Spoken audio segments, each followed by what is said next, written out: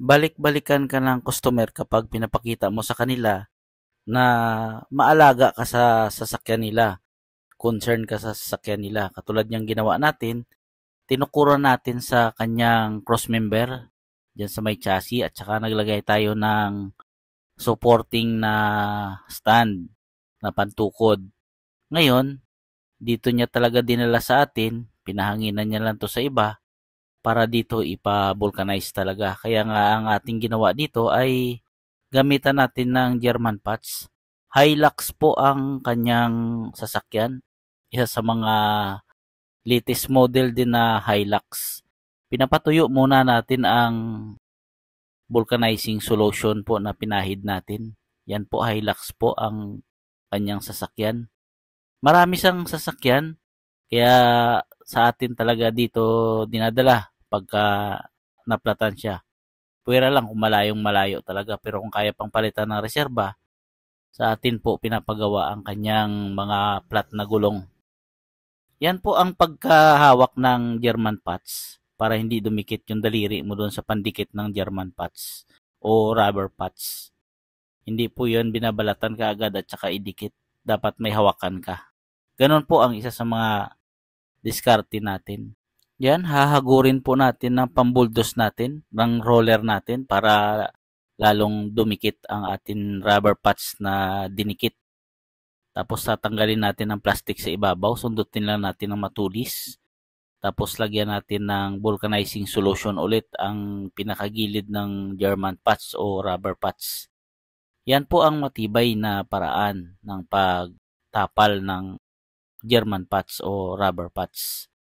Lagyan natin ng tire lubricant paste ang labi ng gulong para madali siya i-mounting.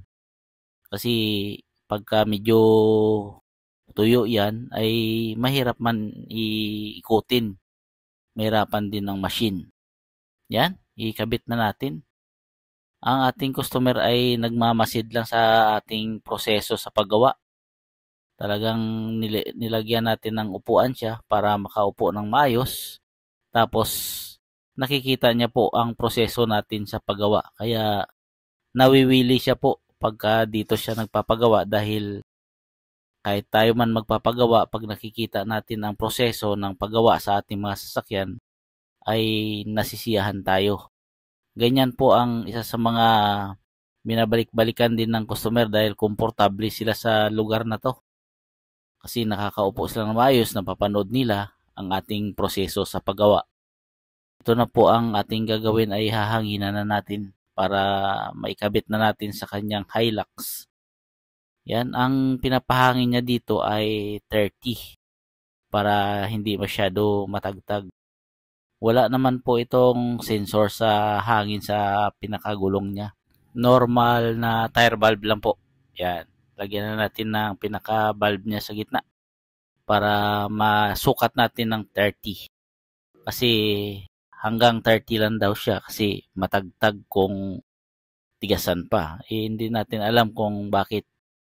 Pero sa ganitong high-end na mga sasakyan ay nasa 30. Minsan nga 29 lang. Ganyan lang po ang nilalagay dyan para smooth lang ang bounce ng gulong. Ganun lang po ang nilalagay dyan. Hindi ko pa nasilip yung nasa manual niya dun sa may pinto kung ilan yung PSI. Pero inunahan niya na ako, 30 lang ang ilalagay natin. Yan, ang gagawin natin ay dino-double check natin ang ating gawa kung may singaw ba o wala na. Okay naman, wala naman siyang singaw na nangyari kasi makapit talaga yung dinikit natin. Ngayon dito ikabit na natin sa kanyang Hilux. Ito po ang lug nuts niya ay nakasentro talaga ito sa pinakagitna. May pang center siya talaga. Yan, mahaba siya tapos may papasok pa doon sa mags ang kanyang lug nuts. Yan. Pag naisentro mo yung dalawa dyan, madali mo na lang isentro yung iba pa. Yan. Ginamitan natin ng sakit muna para mahaba, may hawakan tayo. Ganyan lang ang importante dyan. Kaya at saka maganda diyan nakaangat pa saka mo higpitan dahil may impact drive naman. Kasi para makapuesto talaga. Yan. Nakaangat pa yung gulong. I ano na natin, higpitan na natin kabilaan. Yan. Ganyan lang po ang pattern ng paghigpit niyan. Hindi po sunod-sunod. Dapat kabilaan po, taas baba or baba taas, gilid, ganun lang po yun. Hindi sunod-sunod ang pagkahigpit natin. Yan po ang isa sa mga tamang paghigpit. May pattern po yan. Siyempre, pinapakita natin sa ating customer na tama po ang proseso na pinapatupad natin sa kanyang sasakyan kasi siyempre sa mga social media ngayon, sa YouTube, nakikita nila na may pattern talaga yan. Kaya pagka nagawa natin yan, ay goods tayo sa kanila. Ganyan po ang isa sa mga binabalik-balikan ng customer natin sa ating shop dahil ay pinapakita natin ang tamang proseso. Okay po, salamat. Peace.